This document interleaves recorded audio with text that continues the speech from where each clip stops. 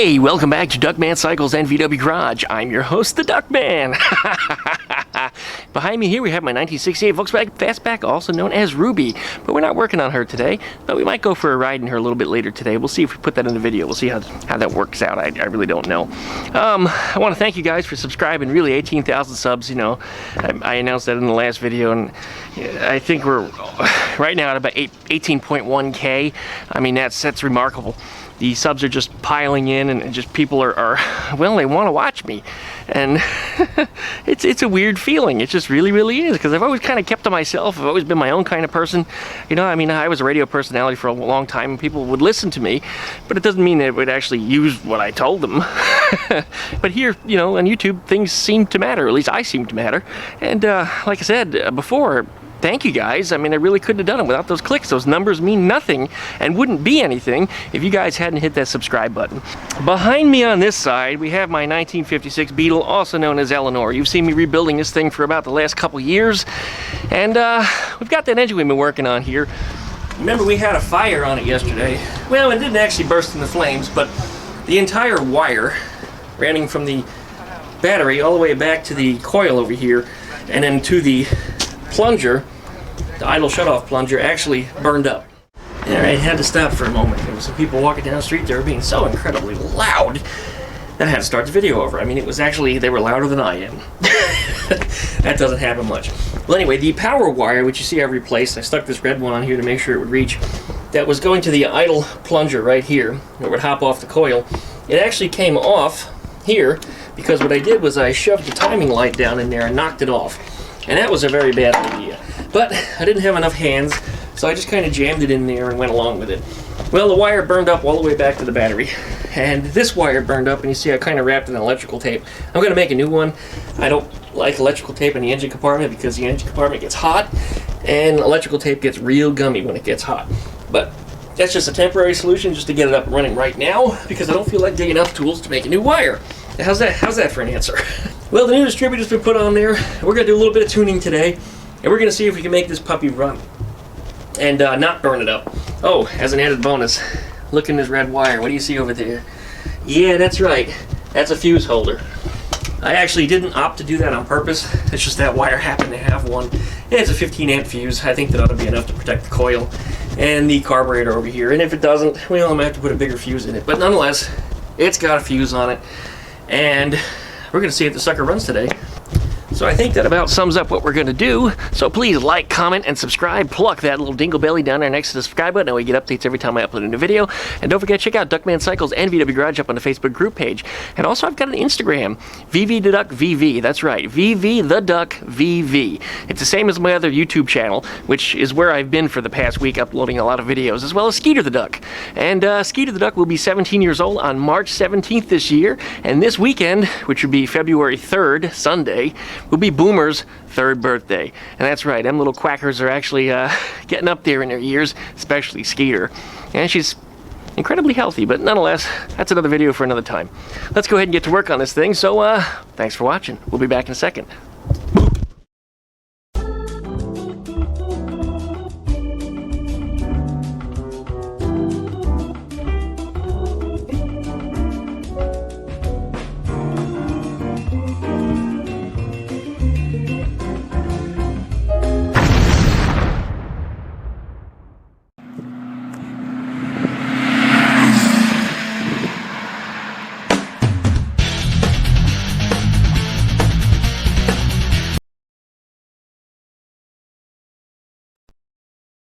Well, we are back. We're down here at the engine, and we're going to have a look at the distributor first thing.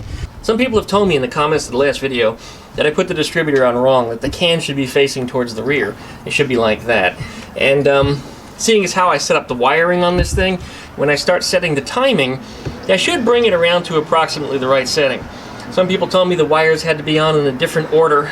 Well, not necessarily order, but number one, whichever number one is, I believe it's this one back here, should be starting in a different position than it should be if it were a 009. And I believe they are correct, but seeing as how I'm going to move the timing over to this position here, it's probably going to be okay. I don't know, I haven't set the timing on it yet, but remember yesterday when it was in a position right about here, as soon as that wire burned up, when I started messing with some of these wires over here and I pulled on the timing light, it yanked the wires over here and actually caused the battery charger to come in contact with the wire, caused everything to light up, and actually caused the coil to fire off once. And one of the cylinders actually turned over. It actually popped one time. There was clearly a short circuit somewhere, because one of my wires just burned the fuck up.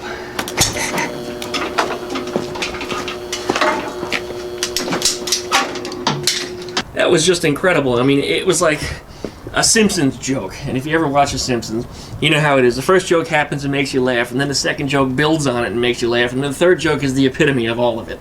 The one that's just totally far-fetched and totally out there. The one that you you just can't believe it even happened. And that's kind of the situation I was in there. You know, it was just like boom, ba boom, ba boom. What a rhythm that was. I mean, fail, fail, super fail. Anyways, we're going to make some adjustments on this thing today, and I want to see this thing run. I think I've been doing enough of this, so let's start doing some of this. Alright. First things first. Alright, first thing we want to do is see if we can get the thing to fire up. Looking at the approximate position of the distributor, I don't know, like that maybe? No, that might be too much. What the hell. You might be right about there. I'm going to actually set the timing on it with a timing light, but I'm just guessing by the physical location of spark plug wire number 1 and the orientation of the distributor. I guess I've done it enough times that I know approximately where it should be. Alright, let's just go with that. It's probably going to be off, but it might fire. Let's check our wiring. Make sure we don't have anything that's going to short out. We got our plunger connected, our coil is connected, the choke coil is connected. Over here we've got our 3 power wires, the one coming in and the 2 coming out, one that goes down to the distributor. We got our negative wire, that's the one that fires the distributor. Got our spark plug wire in the middle here. Okay, alright, let's fire this sucker up. Let's get some fuel. Well, there's probably still fuel in it from yesterday. A couple pumps. Yep, it's squirted. Alright. Let's get our wires set up over here. Got my charger turned on, which is providing a boost to this battery, because this battery is a little bit on the weak side. This is the old battery that came out of the fastback. I don't want to put a new battery in this because I don't know how long it's going to be sitting before I finally get to run it. Alright, fuel pump is pumping. We've got our oil light on up here. Good news. Let me go ahead and grab us a screwdriver, because a screwdriver is what I use to short out the solenoid to make it turn over. Okay, here we go.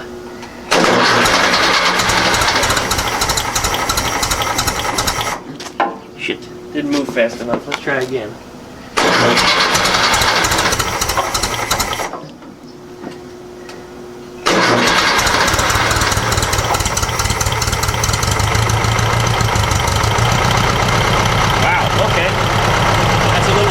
Than I expected it to be. It's probably a little too advanced right now, but we're going to let it warm up a little bit.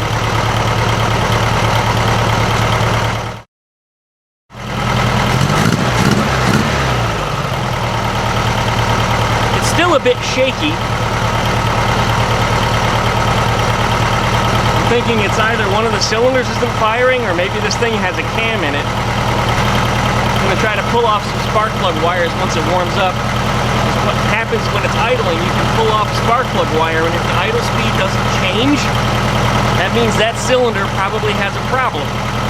It could be the distributor cap, it could be one of the wires, it could be the spark plug, it could be the valves aren't adjusted properly, or it could be you have a cylinder with no compression. In this case, I don't think it's the cap or the rotor, because those have already been changed out with the distributor. Of course, I don't think it's the points or condenser, because there isn't one. We had the same problem before, but now we're running electronic. So I'm going to go with probably spark plug wires or spark plug. That's the stuff that's easiest to get to, so we're going to check those first.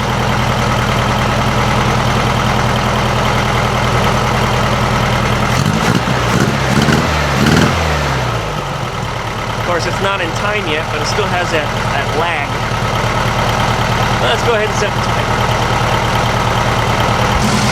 Now, typically you want the vacuum line off, and you should be plugging this. But we're going to pull the timing light, shoot it to here, and we want roughly 7.5 to 10 at idle. But what's more important is that when we rev it up, the mechanical advance is between 28 and 30. Now, I don't know if the camera can pick that up. It did not the last time. Let's see if we can zoom in on it a little bit here. Yeah, you can actually see it this time. Turn it over this way. Yeah, I gotta hit the light from a certain angle. That's actually working.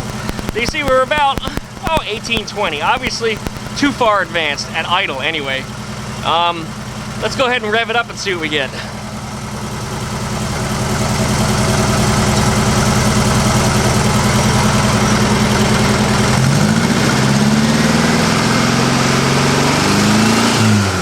Yeah, 42, too much. Bring this back a little bit.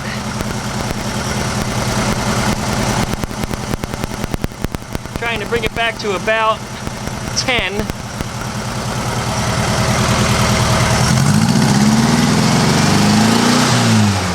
All right, that's at about 35 now when we rev it up.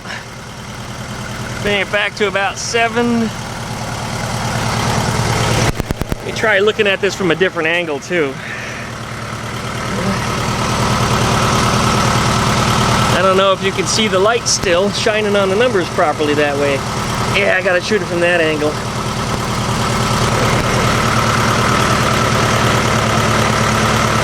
Yeah, I was reading it wrong because from the way I'm looking at it now, that's 7.5. Now let's see where we rev up to.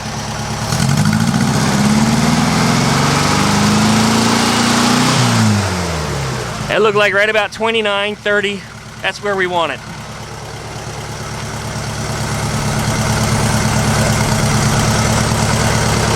But we're still shaking quite a bit here. This engine is still shaking, and it doesn't sound right to me. It sounds to me like it's got a miss.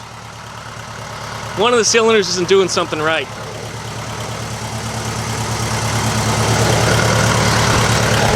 Alright. Pull off some wires here. This is number 4. Nope, not that one.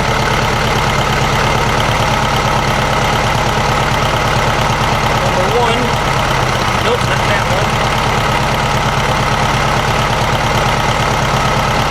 Number 2. Nope, not that one. And number 3.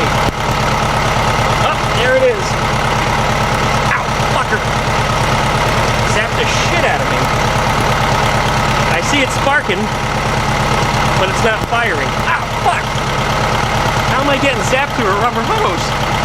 I forgot to connect that back up anyway.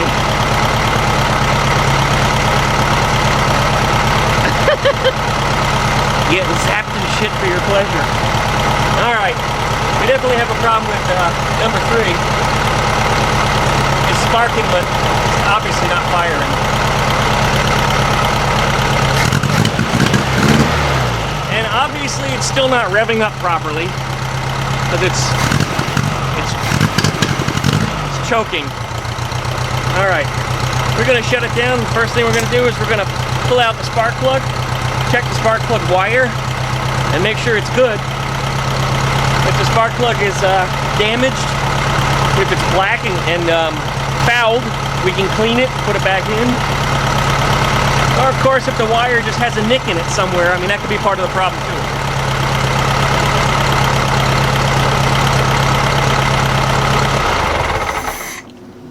First thing we want to do before we do anything else, we want to snug up. Hey, that's the wrong size socket. Where's your 10mm when you need it? Yeah. There we go. That's going to stop the distributor from moving. Okay. You go get a spark plug tool. We'll be back in just a second. Now, I don't much like the idea of cylinder number 3 being a problem, because on Volkswagens, that's the problem cylinder. That's usually the one that explodes because it doesn't get as much cooling air because of how the air shroud is oriented and where the oil cooler is. Although on these, in the doghouse, the oil cooler is actually outside the shroud instead of in it. Okay.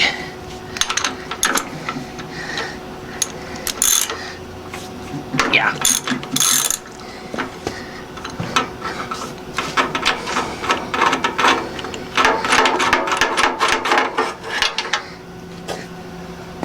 Okay, spark plug.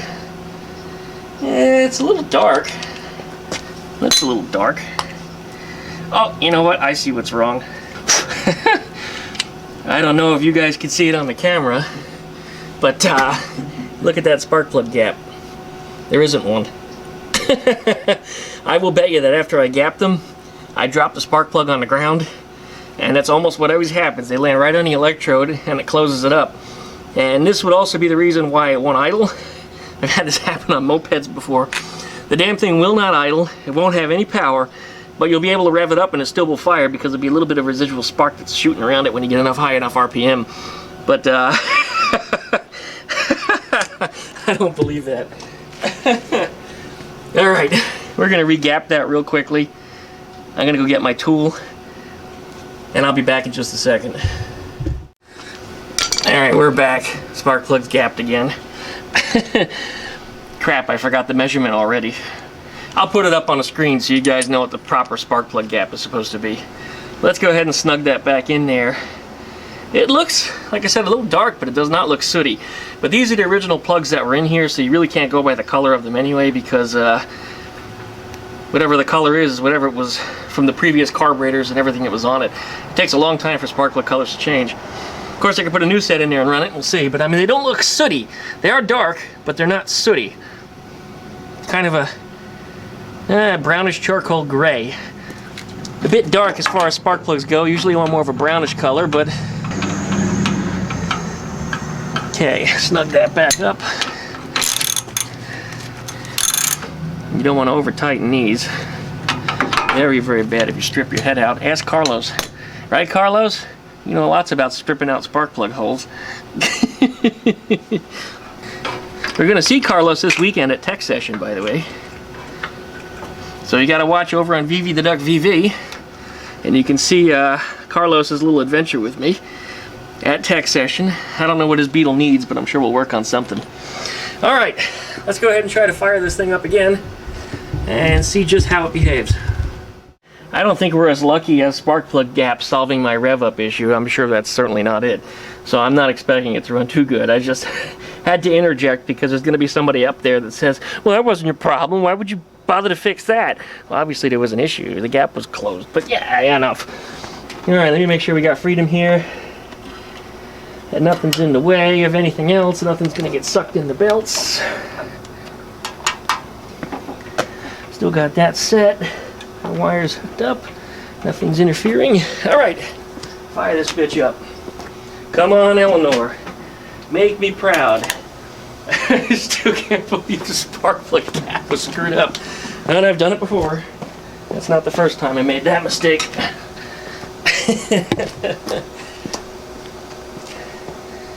Alright, here we go. Come on.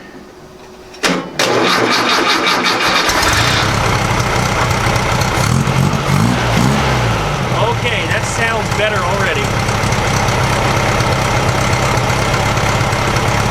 Yeah, that sounds different already. The idle sounds completely different. Yeah, now that sounds like a Volkswagen. It's got that throaty little farty sound. The best way to describe it, when you have an open pipe like that, they sound a little farty. Still not revving up properly though.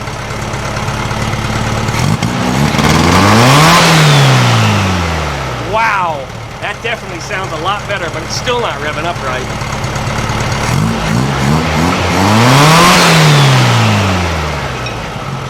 That was better. Let me try to choke it a little bit.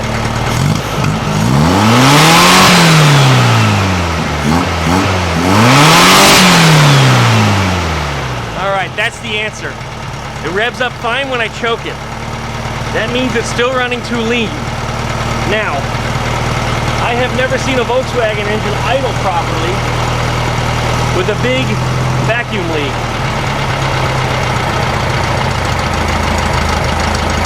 Yeah, there you go.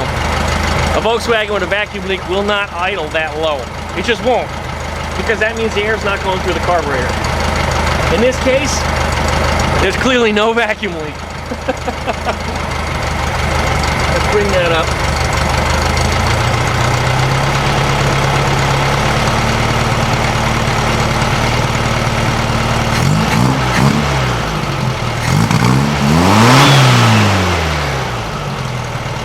Wow, that sounds so much better than it did. So much better. But we're still clearly running entirely too lean. So I'm going to try upgrading the jet on this again. And as I had said before, there's a good possibility that this engine may have been upgraded at some point. Maybe a 1776, maybe it's a 1914. I don't know, and I don't want to take the heads off. Some people had said to me, well, you know, you should just take the heads off all the time you've been screwing around on it. But as soon as you start taking something apart, you open up that can of worms, and it becomes another month or two of work. I don't want to get into that. I don't have that much time. It's easier for me to try to figure out if this engine's going to run at all. There it is. Put the accessories on if it's going to make it go, and let's get this freaking car on the road. I'm tired of screwing around. Anyway. That is revving up a shit ton better. Making a little smoke that it wasn't doing before either, but I don't think cylinder number 3 was running properly at all, so there might still be some oil and shit sitting in there from when I sprayed it down.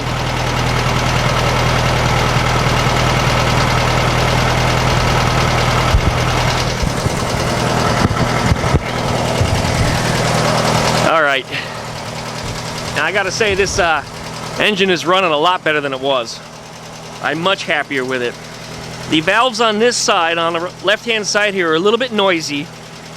There's a possibility I may have made a mistake when I adjusted them, so I'm going to pop off that valve cover and make the adjustments on it, but I can't do that now because the engine's now warm. And that's rather critical, because when the engine's warm, the gap should be closed between the valves and the rockers. And that doesn't mean you should just go ahead and turn the screw until it's tight, because that's not how the specification is supposed to be. So wait until it's cold, and then we'll readjust the valves, and I'll check them both left and right side just because. And the right side I have to take apart again anyway, because it's actually, I don't know if you can still see it, a little bit of smoke there. It's got a very, very small leak out of that valve cover. So I'm going to take the valve cover off and put a new cork gasket on that side and get that resituated. But this is way better than it was. Way better than it was.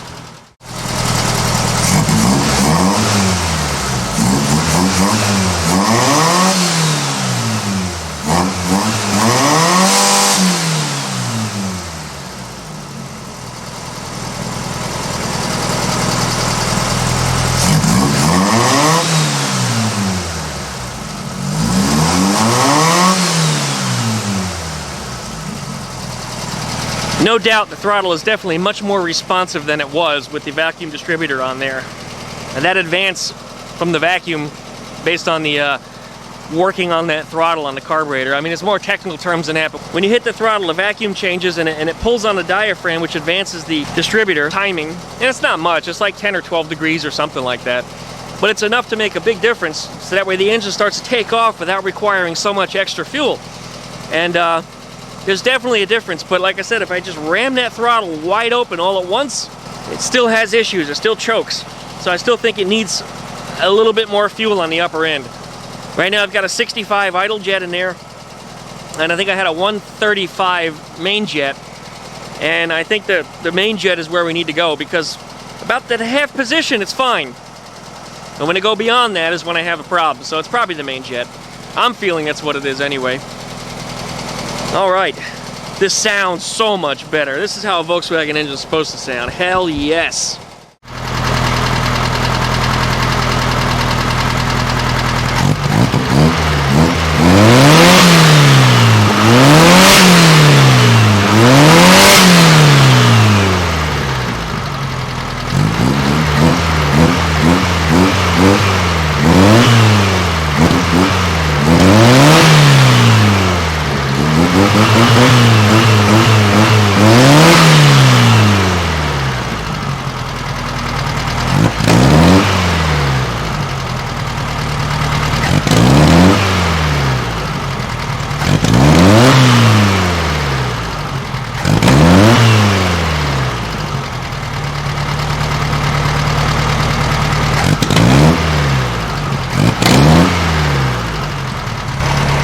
rock and roll.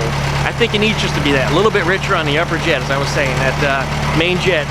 Maybe one size bigger, right at about a 37 and a half, right about, no more than a 140. So right in there, I think we just about got it. Well, it's not shaking anymore. And spark plug gap. It's amazing how that minor of a detail will affect the operation of an engine. Yeah, and it idles really good. It idles really good. It's not shaking out. It sounds proper. It sounds even. It's exactly how it's supposed to be. This is a good day. This is a good day. Very good rebound from yesterday. Certainly. Let's go ahead and shut it down and let's close out this video. Oh, hell yes. Happy days, happy days. Eleanor's engine is now running, this is as close to proper as I've gotten it yet. And it turned out the biggest problem wasn't the distributor. It wasn't the distributor at all. It was actually a closed spark plug gap on cylinder number 3. When I pulled off that spark plug wire for cylinder number 3, my heart immediately sunk, because number 3 is the problem cylinder. It's usually the one that explodes, usually the one that overheats and has issues. I mean, usually that's where the problems happen on a Volkswagen engine, especially if they've been ragged on at all. And this case, it was just, I'm a fool, and I dropped the spark plug. I had to have dropped it. I mean, I know I had them sitting on top of the engine when I was putting the engine together, and I know more than once I knocked them on the floor. And I think that when I set the gap on them and put them back in, that's where I made my mistake. Well, I guess I'm allowed to make mistakes. You know, Duckman doesn't make a whole lot of them. Usually I fix them before anybody notices. But, you know, hey, you guys might have noticed that one if you were inside the cylinder looking up at it, which you probably weren't, but neither was I. I am just so happy with this thing now. So happy. This is a wonderful day. Wonderful day. So anyways, you guys, really, I appreciate you, every single one of you. Please give me that like. You know, please give me that like for making progress on this thing today. You know, please pluck that little dingle belly next to the subscribe button once you've hit that subscribe button. That way you get updates every time I upload a new video. And don't forget to check out Duckman Cycles and VW Garage up on the Facebook group page. If you'd like to email me, duckmancycles@duckshit.net. And if you'd like to check out my Instagram, VV. That's also the same name as my other YouTube channel, which you need to subscribe to just the same, because that's where my midday Q&A videos are. And I'm going to try to get one of those recorded today, so that way there's one of those up tomorrow just the same. Thanks you guys for watching. I really do appreciate it. Here comes a noisy school bus. I'm going to point the camera microphone at it there so you guys get a little bit of the noise that you hear that I'm hearing. Anyways, thanks for watching so much. I really do appreciate it. Hopefully we'll be back tomorrow. If not, we'll be back Saturday for sure. I'm going to be recording a tech session, and Sunday is Boomer's birthday. Thanks for watching, guys. Really do appreciate it. We'll be back soon. Take care. No more than a 1/4.